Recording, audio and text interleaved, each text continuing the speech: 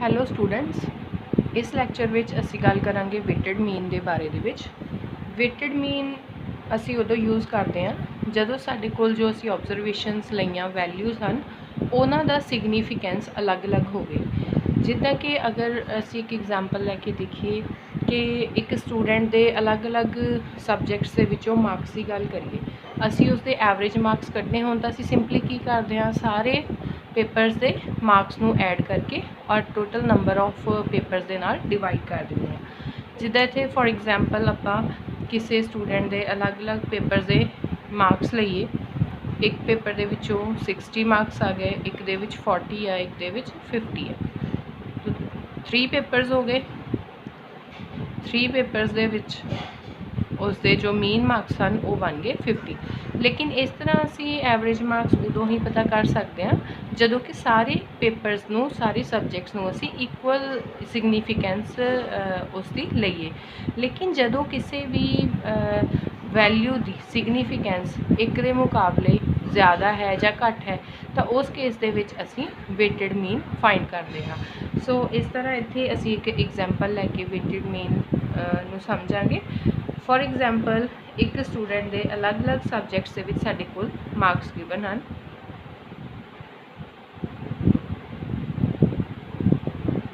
इस दे विच साडे कोल जो सबजैक्ट है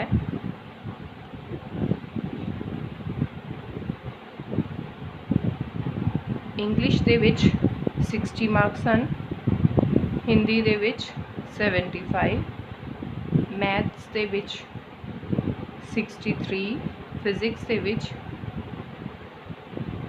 60 and chemistry they which student they 55 marks हैं। लेकिन हुण इन्हां सारे असी जे मार्क्स नूं देखिए तो रिजल्ट दे विच रिजल्ट जदों असी एक एवरेज रिजल्ट कढ़ना है तो उहदे विच अलग अलग सबजैक्ट की सिग्नीफिकेंस अलग अलग दी गई है। मतलब कि एक सबजैक्ट नूं दूसरे नालों ज़्यादा इंपॉर्टेंस दी गई है तो उसके अकॉर्डिंग उसनूं वेटेज दी गई है। तो इत्थे असी वेट्स की गल करिए तो इंग्लिश नूं एक वेट मिलिया है, हिंदी दे लई 1, मैथ्स दे लई 2, फिजिक्स एंड कैमिस्ट्री दे लई 3। तो ये साडे कोल स्टेटमेंट है। इस तो असी वेटेड मीन फाइंड करना है। हुण वेटेड मीन का फॉर्मूला बिल्कुल एग्जैक्टली जो असी डिस्क्रीट सीरीज़ के लिए यूज़ करते सी सेम उस तरह है। तो डिस्क्रीट सीरीज़ का फॉर्मूला साडे कोल की हुंदा सी, समेशन एफ(x) divided by summation F. Similarly इत्थे साडे कोल जो वेटेड मीन का फॉर्मूला है वो रहेगा इस तरह। असी वेटेड मीन नूं डिनोट करते हैं summation WX over summation W। जो F है उसनों असी रिप्लेस कर देवांगे W दे नाल, बाकी मैथड बिल्कुल सेम रहेगा। सो इत्थे हुण असी WX फाइंड करांगे।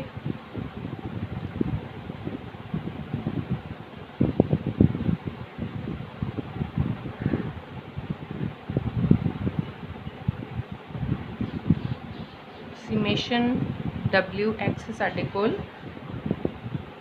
606 आ गया। टोटल वेट्स साडे कोल इक्वल्स टू 10 हैं। हुण फॉर्मूले दे विच वैल्यूज़ नूं जदों असीं पुट कीता तो साडे कोल आंसर आ गया 60.6।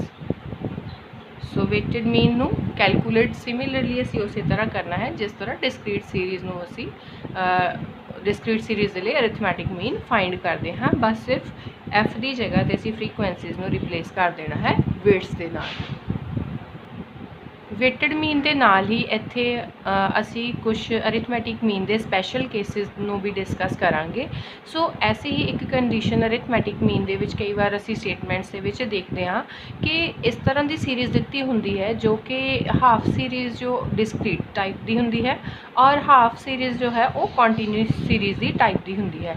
तो उत्थे कई बार कन्फ्यूजन हो सकती है कि इसनूं किस तरह असी अरिथमैटिक मीन फाइंड कर सकते हैं। तो इस तरह की केस दे विच असी पहले उस सारी सीरीज़ नूं कन्वर्ट कर लेना है डिस्क्रीट सीरीज़ दे विच। तो इत्थे साडे कोल एक फॉर एग्जाम्पल असी ले सकते हैं, साडे कोल क्लासेस दित्तियां हैं, दैट मीनस कि एक्स दिता है 0 1 2 3 एंड इस तो अगे जो साडे कोल क्लासेस दित्तियां हन वो दित्तियां 4 to 7, 8 to 11, 12 to 16 इस तरह। सो इस दे अगे साडे कोल फ्रीकुएंसीज गिवन है। फ्रीकुएंसीज है 10, 23, 28, 24, 20, 50 एंड 30। तो हुण असीं इत्थे की करना है कि ये जदों कॉन्टीन्यूस सीरीज़ नूं असीं सॉल्व करदे सी तां की करीदा सी पहले कॉन्टीन्यूस सीरीज़ तो मिड वैल्यूज़ फाइंड करते सी। दैट मीनस कि कॉन्टीन्यूस सीरीज़ नूं भी पहले discrete series they which convert करना पैंदा तां ही असीं उस तो जो है वो वैल्यू अरिथमैटिक मीन फाइंड करते सी। सो इस तरह असीं इस दे विच करांगे। ये सीरीज़ साडे कोल ऑलरेडी डिस्क्रीट फॉर्म दे विच है, उसनूं एज इट इज़ ही लवांगे और जो साडे कोल क्लासेस दित्तियां कॉन्टीन्यूस सीरीज़ दी फॉर्म दे विच उहनूं असीं कन्वर्ट कर लवांगे मिड वैल्यू लैके डिस्क्रीट फॉर्म दे विच। तो इत्थे साडे कोल एक्स की आ जाएगा फिर ए एज इट इज़ 0, 1, 2, 3 इन्हां दी असीं मिड वैल्यू फाइंड कर लांगे। मिड वैल्यू किस तरह फाइंड करदे सी? Lower limit plus upper limit divided by 2। 7 + 4 11, 11 divided by 2 5.5, 19 divided by 2 9.5, 16 + 12 divided by 2 28 divided by 2, this will be equals to 14. So frequency is already given है, तो then असी इस तो अगे कोई भी हुन मैथड अप्लाई करके चाहे डायरैक्ट मैथड शॉर्टकट मैथड अगर फिर शॉर्टकट के दौरान डेविएशनस दे भी साडे कोल कोई कॉमन फैक्टर आ जाता है तो दैन असी स्टैप डेविएशन भी लगा के इहदे लई सिंपली अरिथमैटिक मीन फाइंड कर सकते हैं। इसी तरह का केस कई बार साडे कोल अरिथमैटिक मीन दे विच देखने नूं मिलता है कि साडे कोल जो कॉन्टीन्यूस सीरीज़ गिवन हुंदी है उहदे विच इन क्लास इंटरवल जिहड़े आ वो अनईक्वल हुंदे आ।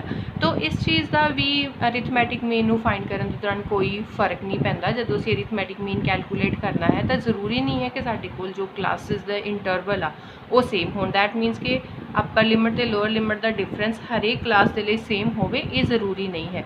असी 1 बाय 1 हरेक क्लास के लिए मिड वैल्यू फाइंड कर लाँगे और उस दे अकॉर्डिंग ही अगे प्रोसीड करांगे। जिस तरह असी इत्थे देख सकते हैं एग्जाम्पल दे विच कि फर्स्ट क्लास का जो डिफरेंस है क्लास डिफरेंस कितना है 5 है। दूसरी क्लास दे विच 5 to 15 इत्थे क्लास डिफरेंस 10 है। 15 to 35 इत्थे क्लास डिफरेंस 20 है। 35 to 40 अगेन इत्थे 5 है डिफरेंस। तो अलग अलग डिफरेंस भी हो सकते हैं, ज़रूरी नहीं है कि सारी सीरीज़ दे विच इक्को ही क्लास इंटरवल होवे। तो सिंपली इत्थे हुण असीं इहदियां मिड वैल्यूज़ अगर फाइंड करिए तो साडे कोल आ जाणगियां फर्स्ट क्लास लई 2.5, 10, 25 एंड 37.5। फ्रीकुएंसीज गिवन हैं। हुण अगे असीं इहदे तो डायरैक्ट मैथड और शॉर्टकट मैथड लगा के और जो कॉमन फैक्टर मिलता सानू डेविएशन दे विच दैन स्टैप डेविएशन भी यूज़ कर सकते हैं। इस तरह सिंपली असी इस सीरीज़ नूं कन्वर्ट करके मिड वैल्यूज़ दे विच दैन दैट मीनस कि डिस्क्रीट सीरीज़ दे विच असी इनू कन्वर्ट कर लिया और सिंपली फिर असी ये वास्ते जिहड़ा है वो अरिथमैटिक मीन कैलकुलेट कर सकते हैं। नैक्सट जो इस तरह का केस है, कई बार सानू जो सीरीज़ दी होंगी है वो लगती तो कॉन्टीन्यूस सीरीज़ की तरह है लेकिन उस दे विच कई बार जो एंड होंदे हैं दैट मीनस कि फर्स्ट क्लास एंड जो लास्ट क्लास है उसे ओपन एंड होंदे हैं। दैट मीनस कि कोई पर्टिकुलर क्लास उहदे लई नहीं दित्ती हुंदी। तो इस केस दे विच असी इस सीरीज़ नूं बोलते हैं ओपन एंड सीरीज़। तो कैलकुलेट करन दे लई अरिथमैटिक मीन इस तरह की सीरीज़ दे विच पहले सानू इस सीरीज़ नूं continuous series they which convert करना पेगा। दैन दैट मीनस कि जो ये ओपन एंड हैगे आ उन्हां नूं क्लासेस दे विच कन्वर्ट करना पेगा। दैन असी मिड वैल्यूज़ फाइंड करके discrete series they which convert करके अरिथमैटिक मीन कैलकुलेट करांगे। हुण अगर असी इत्थे देखिए साडे कोल सीरीज़ दे विच फर्स्ट जो क्लास है वो है बिलो 5, अगे साडे कोल 5 to 10, 10 to 15, 15 to 20, last they which above 20 है। हुण असी कित्थों स्टार्ट करिए? फर्स्ट क्लास एंड लास्ट नूं जदों असी क्लोज करना है इत्थे सीरीज़ नूं तां उत्थे की असी इंटरवल लईए ਉਹ ਇੰਟਰਵਲ ਅਸੀਂ ਉਹੀ ਲੈਣਾ ਹੈ ਜੋ ਬਾਕੀ ਥਰੂ ਆਊਟ ਦੀ ਸੀਰੀਜ਼ ਦੇ ਵਿੱਚ ਚੱਲਦਾ ਹੈ। ਔਰ ਇੱਥੇ ਇੱਕ ਚੀਜ਼ ਹੋਰ ਧਿਆਨ ਦੇਣ ਵਾਲੀ ਹੈ ਕਿ ਜਦੋਂ ਵੀ ਇਸ ਤਰ੍ਹਾਂ ਦਾ ਕੇਸ ਓਪਨ ਐਂਡ ਸੀਰੀਜ਼ ਦਾ ਆਏਗਾ ਤੇ ਜੋ ਜਿੰਨੀ ਵੀ ਇੱਥੇ ਕੰਟੀਨਿਊਸ ਸੀਰੀਜ਼ ਦੀ ਫਾਰਮ ਦੇ ਵਿੱਚ ਸਾਨੂੰ ਕਲਾਸਿਸ ਦੀ ਫਾਰਮ 'ਚ ਡਾਟਾ ਹੋਏਗਾ ਉਹਦੇ ਵਿੱਚ ਜੋ ਕਲਾਸ ਇੰਟਰਵਲ ਹੈ ਉਹ ਸੇਮ ਹੀ ਹੋਏਗਾ। ਸੋ ਇੱਥੇ ਅਸੀਂ ਦੇਖ ਸਕਦੇ ਹਾਂ ਕਿ ਸਾਰੇ ਜਿੰਨੇ ਵੀ ਕਲਾਸਿਸ ਸਾਨੂੰ ਗਿਵਨ ਆ ਉਹਨਾਂ ਦੇ ਵਿੱਚ ਜੋ ਕਲਾਸ ਇੰਟਰਵਲ ਹੈ ਦੈਟ ਇਜ਼ ਇਕੁਅਲ ਟੂ 5। ਸੋ ਉਸੇ 5 ਨੂੰ ਸਪੋਜ਼ ਕਰਕੇ ਅਸੀਂ ਇਹ ਜਿਹੜੀਆਂ ਓਪਨ ਐਂਡ ਹੈਗੇ ਆ ਇਹਨਾਂ ਨੂੰ ਕਲੋਜ਼ ਕਰਨਾ ਹੈ। ਹੁਣ ਬਿਲੋ 5 ਇਹਦਾ ਮਤਲਬ ਇੱਥੇ ਅਗਰ ਅਸੀਂ 5 ਦਾ ਡਿਫਰੈਂਸ ਪਿੱਛੇ ਲਈਏ ਤਾਂ ਸਾਡੇ ਕੋਲ ਕਲਾਸ ਕੀ ਬਣ ਜਾਏਗੀ 0 to 5। ਬਾਕੀ ਸੀਰੀਜ਼ ਸਾਡੇ ਕੋਲ ਸੇਮ ਰਹੇਗੀ।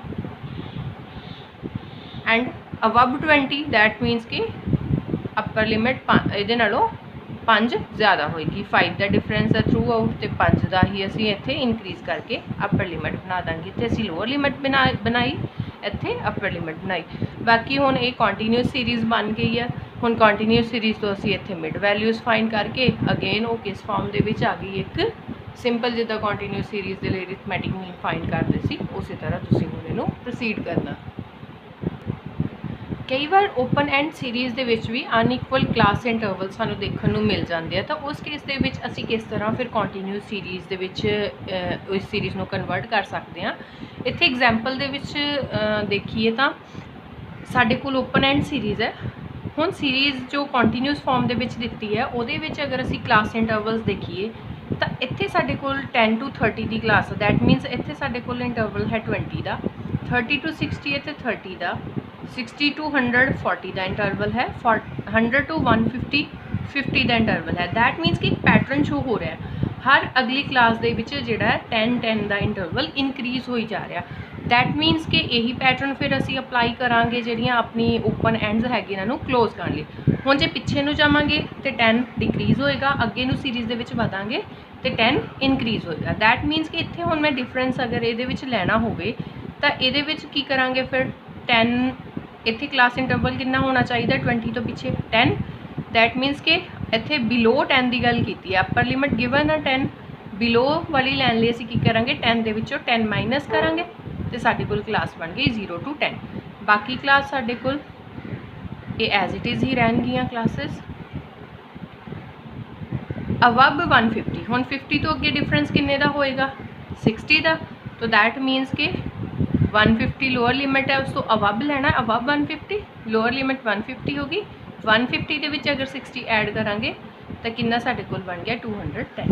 ये सीरीज़ साडे कोल इत्थे ओपन एंड सीरीज़ सी जो जिहदे विच के क्लास इंटरवल अनइक्वल सीगे लेकिन उन्हां दे विच एक पर्टिकुलर पैटर्न शो हो रहा सी जिस दी हेल्प दे नाल असीं इस ओपन सीरीज़ नूं continuous series they which convert कर दिया।